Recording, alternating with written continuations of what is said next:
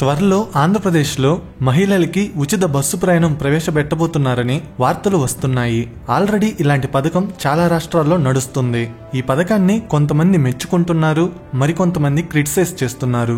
అందుకే ఈ వీడియోలో అసలు మహిళలకి ఉచిత బస్సు ప్రయాణం మంచిదా కాదా, దానివల్ల కలిగే లాభాలేంటి, నష్టాలేంటి, ఈ మధ్య చాలా రాష్ట్రాలు ఎందుకని ఈ పథకాన్ని ఇస్తున్నాయి, ఈ పథకం మిగతా రాష్ట్రాల్లో సక్సెస్ అయిందా, ఫెయిల్ అయిందా అనే విషయాల గురించి చెప్పబోతున్నాను.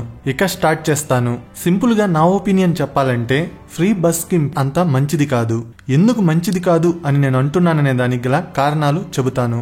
అప్పుడు మీకే అర్థమవుతుంది నేను ఎందుకు మంచిది కాదు అంటున్నాననేది. ప్రస్తుతం ఏ చోట్ల ఫ్రీ బస్ స్కీమ్ ఉందంటే ఢిల్లీ, తమిళనాడు, కర్ణాటక, తెలంగాణ, పంజాబ్ రాష్ట్రాల్లో ఈ 5 చోట్ల ఫ్రీ బస్ స్కీమ్ నడుస్తుంది. ఢిల్లీ విషయానికి వస్తే ఇండియాలో మొట్టమొదట మహిళలకి ఫ్రీ బస్ స్కీమ్ ప్రవేశపెట్టినది ఢిల్లీ గవర్నమెంటే. 2019లో పింక్ స్లిప్ పాస్ అనే పేరుతో ఈ పథకాన్ని ప్రారంభించారు. ఢిల్లీలో ఉన్న ఏసీ మరియు నాన్ ఏసీ బస్సుల్లో మహిళలు ఫ్రీగా ప్రయాణించవచ్చు. కేవలం లోకల్ ప్రజలే కాదు, ఏ రాష్ట్రానికి చెందిన మహిళ అయినా ఢిల్లీ బస్సుల్లో ఫ్రీగా ప్రయాణించవచ్చు. ఎలాంటి ప్రూఫ్ అవసరం లేదు. జస్ట్ డైరెక్ట్ గా బస్ ఎక్కి కండక్టర్ దగ్గర ఫ్రీ టికెట్ తీసుకుంటే చాలు, ప్రయాణించవచ్చు. ఇక తమిళనాడు విషయానికి వస్తే ఢిల్లీ తర్వాత మహిళలకి ఫ్రీ బస్ స్కీమ్ ప్రారంభించింది తమిళనాడు గవర్నమెంటే. 2021లో zero ticket bus travel ZTBT అనే పేరుతో ఈ పథకాన్ని ప్రారంభించారు. కానీ ఆర్డినరీ బస్సుల్లో మాత్రమే ఈ పథకం వర్తిస్తుంది.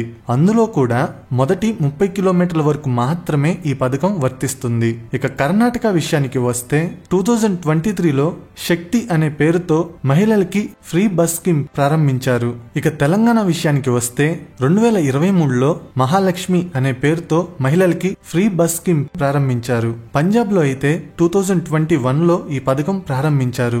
ఆంధ్రప్రదేశ్ లో త్వరలో స్టార్ట్ చేయబోతున్నారని అంటున్నారు. ప్రస్తుతం ఈ 5 చోట్ల మహిళలకి ఉచిత బస్సు పథకం నడుస్తుంది.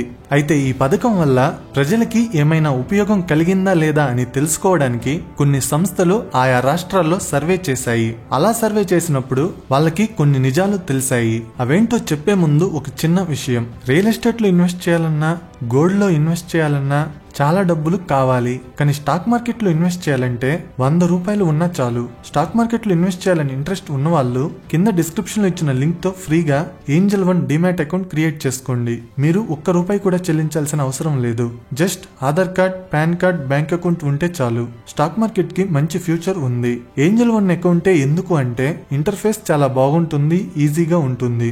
ఏంజల్ 1 అకౌంట్ ద్వారా మ్యూచువల్ ఫండ్స్ లో కూడా ఇన్వెస్ట్ చేయొచ్చు. ఇక మెయిన్ టాపిక్ లోకి వెళ్తే ముందుగా ఉచిత బస్సు పథకం వల్ల ఆయా రాష్ట్రాల్లో ఇప్పటి వరకు కలిగిన లాభాలేంటో చెబుతాను. Number 1 savings. ఈ పథకం వల్ల మహిళలు నెలకి 600 నుంచి 1000 రూపాయల వరకు సేవ్ చేస్తున్నారు. ఒక్కసారి మీరే ఆలోచించండి. నెలకి 20,000 రూపాయల శాలరీ తీసుకునే ఒక మహిళకు 1000 రూపాయలు సేవ్ అవ్వడం అనేది చాలా ఎక్కువ. అంటే సంవత్సరానికి దాదాపు 12,000 రూపాయలు సేవ్ చేసుకోగలుగుతుంది. అలా సేవ్ చేసిన డబ్బులతో ఇంట్లోకి సరుకులు కొనుక్కుంటుంది లేదా తన పిల్లల ఎడ్యుకేషన్ కి ఉపయోగిస్తుంది. Number 2 employment. ఒక్కొక్కసారి ఏమవుతుందంటే జాబ్ చేసే లొకేషన్ అనేది తాము నివసిస్తున్న ప్రదేశానికి చాలా దూరంగా ఉంటుంది. అందువల్ల మహిళలు ఏమని ఆలోచిస్తారంటే వచ్చే శాలరీ ట్రావెలింగ్ ఛార్జెస్ కే సరిపోతుంది, ఇంకేం డబ్బులు మిగులుతాయి, జాబ్ చేయడం ఎందుకులే అని ఆలోచిస్తారు. అలాంటి వాళ్ళకి ఈ పథకం బాగా ఉపయోగపడుతుంది. జాబ్ చేసే లొకేషన్ దూరంగా ఉన్నా సరే ఈ పథకం వల్ల జాబ్ చేసుకునే అవకాశం ఉంటుంది, డబ్బులు సంపాదించుకోవచ్చు. Number 3 leisure time. నార్మల్ గా మహిళలు ఎప్పుడైనా బంధువుల ఇంటికి వెళ్లాలనుకున్నప్పుడు ఇంట్లో చెబితే ఇంట్లో వాళ్ళు ఏమంటారంటే ఎందుకు డబ్బులు ఖర్చు పెట్టడం, వెళ్ళొద్దు అని చెబుతారు. కానీ ఇప్పుడు ఈ పథకం వల్ల ఇంట్లో వాళ్ళు అలా చెప్పే అవకాశం లేదు. ఒకప్పుడు సంవత్సరంలో బంధువుల ఇంటికి 1-2 సార్లు మాత్రమే వెళ్లేవాళ్ళు. ఇప్పుడు ఈ పథకం వల్ల ఎక్కువ సార్లు వెళ్ళవచ్చు. ఇక నుంచి మహిళలు కూడా సరదాగా పార్క్స్ కి, బీచెస్ కి వెళ్ళవచ్చు. భక్తులు టెంపుల్స్ కి వెళ్ళవచ్చు. Number 4 safety. ఈ పథకం వల్ల బసెస్ లో ప్రయాణించే మహిళల సంఖ్య బాగా పెరిగింది. దానివల్ల ఒకప్పుడు బసెస్ లో తక్కువగా కనిపించే మహిళలు ఇప్పుడు ఎక్కువగా కనబడుతున్నారు. దానివల్ల ఏమవుతుందంటే బస్సులో ట్రావెల్ చేసే ఒక మహిళకు తనతో పాటు ఇంకా చాలా మంది మహిళలు ఉన్నారనే భావన కలుగుతుంది. దానివల్ల మహిళలు బస్సులో ట్రావెల్ చేసేటప్పుడు తాము సేఫ్ గా ఉన్నామనే ఫీల్ కలుగుతుంది. దానివల్ల ఇంతకు ముందు బస్సెస్ లో ట్రావెల్ చేయని వాళ్ళకి కూడా ట్రావెల్ చేద్దామనే ఫీల్ కలుగుతుంది. ఇవే ఈ పథకం వల్ల కలుగుతున్న లాభాలు. ఇక ఈ పథకం వల్ల కలుగుతున్న నష్టాల గురించి చెబుతాను. Number 1, crowding. ఈ పథకం స్టార్ట్ చేసిన తర్వాత మహిళలు ఎక్కువగా బసెస్ లో ప్రయాణించడం మొదలు పెట్టారు. అందువల్ల బసెస్ లో ప్రయాణించే ప్రయాణికుల సంఖ్య బాగా పెరిగింది. కానీ బసెస్ సంఖ్య మాత్రం పెరగలేదు. అవే నెంబర్ ఆఫ్ బసెస్, కానీ ఎక్కువ మంది ప్రయాణికులు. దానివల్ల బసెస్ లో ప్రయాణికులు ఎక్కువయ్యారు. అందువల్ల సీట్లు సరిపోక చాలా మంది నుంచోవలసిన పరిస్థితి వస్తుంది. కొన్నిసార్లు అయితే సీట్ల కోసం ప్రయాణికుల మధ్య గొడవలు కూడా జరుగుతున్నాయి. గవర్నమెంట్స్ అనేవి మహిళలకి ఫ్రీ బస్ స్కీమ్ ఎలాంటి ప్లానింగ్ లేకుండా స్టార్ట్ చేశాయి. ఫ్రీ బస్ స్కీమ్ పెడితే ప్రయాణికుల సంఖ్య పెరుగుతుందని వాళ్ళకు కూడా తెలుసు. కానీ బసెస్ సంఖ్య పెంచకుండా పథకాన్ని స్టార్ట్ చేశారు. అందువల్ల క్రౌడింగ్ సమస్య ఏర్పడుతుంది. Number 2, root behaviour. ఈ పథకం వల్ల మహిళలు బసెస్ లో ప్రయాణించేటప్పుడు బస్సులో ఉన్న పురుషుల నుంచి, కండక్టర్స్ నుంచి, డ్రైవర్స్ నుంచి తమ మీద చులకన భావన ఎదురవుతుంది. మహిళలు ఏదైనా ప్రశ్నిస్తే ఫ్రీగానే కదా ప్రయాణిస్తుంది, దానికి మళ్ళీ క్వశ్చన్స్ ఏంటి అని డైరెక్ట్ గా చెప్పకపోయినా వాళ్ళ ఫేస్ ఎక్స్ప్రెషన్స్ ద్వారా చెప్పే సిచ్యువేషన్ వస్తుంది. అలాగే ఎక్కడైనా బస్ స్టాప్స్ లో ఎక్కువగా మహిళలు ఉంటే అక్కడ డ్రైవర్స్ బసెస్ ని ఆపడం లేదు. ఇవే ఈ పథకం వల్ల కలుగుతున్న నష్టాలు. అందుకే ఈ పథకాన్ని కొంతమంది మెచ్చుకుంటున్నారు, మరికొంతమంది క్రిటిసైజ్ చేస్తున్నారు. ఇప్పుడు నా ఒపీనియన్ కి సంబంధించిన కొన్ని విషయాలు చెబుతాను. గవర్నమెంట్ అనేది ఫ్రీ బస్ స్కీమ్ స్టార్ట్ చేయాలంటే ముందు బసెస్ సంఖ్యని పెంచాలి. బసెస్ సంఖ్యని పెంచడానికి బసెస్ ఆర్డర్ ఇచ్చి మ్యానుఫ్యాక్చరింగ్ చేయడానికి మినిమం 1 year టైం అయినా పడుతుంది. కానీ అన్ని రోజులు గవర్నమెంట్ వెయిట్ చేయడం లేదు. బసెస్ సంఖ్య పెంచకుండానే పథకాన్ని స్టార్ట్ చేస్తున్నారు. అందుకు కారణం ఏంటంటే పొలిటికల్ ప్రెషర్. ఎలక్షన్స్ కి ముందు ఫ్రీ బస్ స్కీమ్ హామీ ఇస్తున్నారు. కానీ అధికారంలోకి వచ్చిన తర్వాత ఆ పథకాన్ని వెంటనే అమలు చేయకపోతే అపోజిషన్ పొలిటికల్ పార్టీస్ గవర్నమెంట్ మీద ప్రెషర్ పెడుతున్నాయి. హామీలు ఎందుకు అమలు చేయడం లేదని ప్రశ్నిస్తున్నాయి. దానివల్ల గవర్నమెంట్ మీద పొలిటికల్ ప్రెషర్ పెరిగి ఏ ప్లానింగ్ లేకుండానే వెంటనే పథకాన్ని అమలు చేస్తుంది. అందుకని చాలా సమస్యలు వస్తున్నాయి.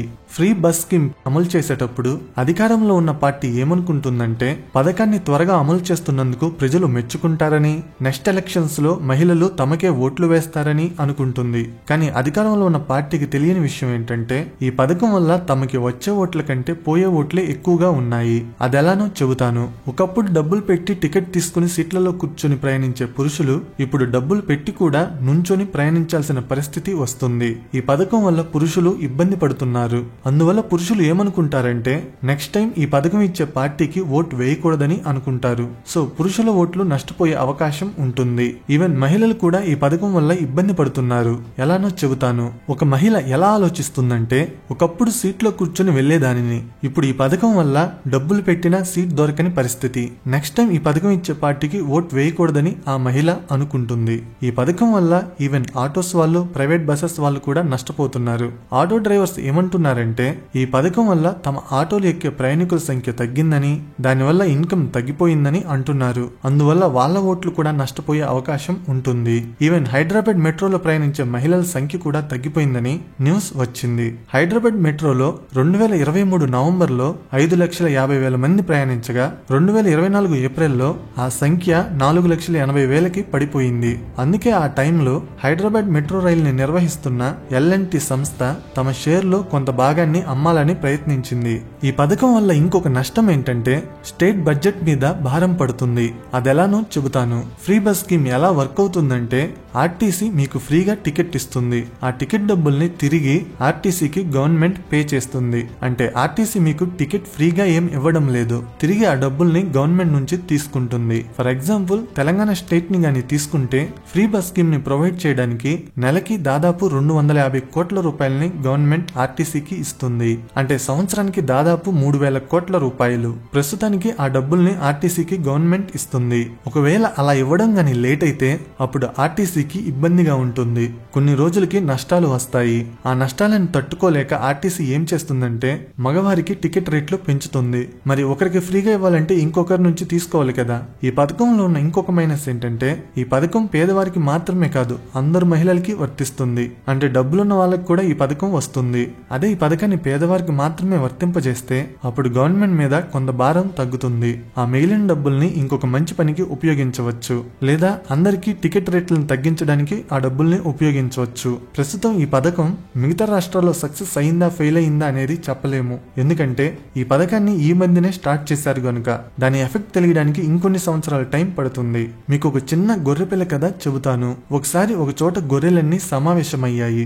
అవన్నీ అక్కడ తమ నాయకుడు ఇచ్చే స్పీచ్ వింటున్నాయి. ఆ స్పీచ్ ఏమనంటే, ఈసారి ఎలక్షన్స్ లో నేను గాని గెలిస్తే మీ అందరికీ ఫ్రీగా ఉలెన్ స్వెట్టర్ ఇస్తానని స్పీచ్ లో చెప్పాడు. అది విన్న ఒక గొర్రెపిల్ల తన అమ్మని ఏమని అడిగిందంటే, ఉలెన్ స్వెట్టర్ ని ఫ్రీగా ఇస్తాను అంటున్నాడు, కానీ దాన్ని తయారు చేయడానికి అవసరమైన వూల్ ఆ నాయకుడికి ఎక్కడి నుంచి వస్తుంది అని అడిగింది. అంటే దాని అర్థం ఆ వూల్ ని ఆ గొర్రెల నుంచే తీసుకుంటారని. సో మీకు గవర్నమెంట్ ఏదైనా ఫ్రీగా ఇస్తుందంటే అది మీ నుంచే తీసుకుంటుందని అర్థం చేసుకోండి. ఫ్రీ బస్ స్కీమ్ తప్పని చెప్పడం లేదు, కానీ అది పేదవాళ్ళకి మాత్రమే ఇస్తే సరిపోతుందని చెబుతున్నాను. ఏదైనా ఒక పథకం నిజమైన పేదవారికి అందుతుందంటే అప్పుడు ట్యాక్స్ పేయర్స్ కి ట్యాక్స్ కట్టేటప్పుడు సంతృప్తిగా ఉంటుంది. నా ఒపీనియన్ ప్రకారం మహిళలందరికీ ఫ్రీ బస్ స్కీమ్ కరెక్ట్ కాదు. కేవలం స్టూడెంట్స్ కి, వృద్ధులకి, వికలాంగులకి, పేద మహిళలకి మాత్రమే ఇస్తే బాగుంటుంది.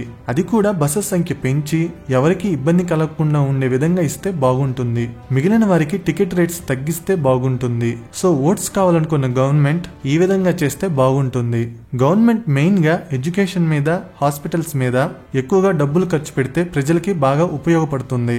ఎడ్యుకేషన్ మీద గవర్నమెంట్ డబ్బులు ఖర్చు పెడితే పిల్లలు చదువుకుని ఫ్యూచర్ లో ఇలాంటి పథకాల మీద ఆధారపడకుండా ఉండే స్థితికి వస్తారు. హాస్పిటల్స్ మీద గవర్నమెంట్ డబ్బులు ఖర్చు పెడితే ప్రజలు ఆరోగ్యంగా ఉండి తమ బస్ టికెట్ ని తామే కొనుక్కునే విధంగా డబ్బులు సంపాదించుకుంటారు. ఒక చిన్న విషయం, రియల్ ఎస్టేట్ లో ఇన్వెస్ట్ చేయాలన్నా, గోల్డ్ లో ఇన్వెస్ట్ చేయాలన్నా చాలా డబ్బులు కావాలి. కానీ స్టాక్ మార్కెట్ లో ఇన్వెస్ట్ చేయాలంటే 100 రూపాయలు ఉన్నా చాలు. స్టాక్ మార్కెట్ లో ఇన్వెస్ట్ చేయాలని ఇంట్రెస్ట్ ఉన్న వాళ్ళు కింద డిస్క్రిప్షన్ లో ఇచ్చిన లింక్ తో ఫ్రీగా ఏంజల్ 1 డిమాట్ అకౌంట్ క్రియేట్ చేసుకోండి. మీరు ₹1 కూడా చెల్లించాల్సిన అవసరం లేదు. Just Aadhaar card, pan card, bank account ఉంటే చాలు. స్టాక్ మార్కెట్ కి మంచి ఫ్యూచర్ ఉంది. ఏంజల్ 1 అకౌంటే ఎందుకు అంటే ఇంటర్ఫేస్ చాలా బాగుంటుంది, ఈజీగా ఉంటుంది. ఏంజల్ 1 అకౌంట్ ద్వారా మ్యూచువల్ ఫండ్స్ లో కూడా ఇన్వెస్ట్ చేయొచ్చు. ఇక మెయిన్ టాపిక్ లోకి వెళ్తే, నా ఎక్స్ప్లెనేషన్ నచ్చితే వీడియోని లైక్ చేసి షేర్ చేయండి. ఇలాంటి ఇంట్రెస్టింగ్ వీడియోస్ కోసం ఛానల్ ని సబ్స్క్రైబ్ చేయండి. వీడియో పెట్టగానే నోటిఫికేషన్ రావాలంటే సబ్స్క్రైబ్ చేయగానే పక్కనే ఒక బెల్ ఐకాన్ కనబడుతుంది, దాని మీద క్లిక్ చేయండి. Thank you.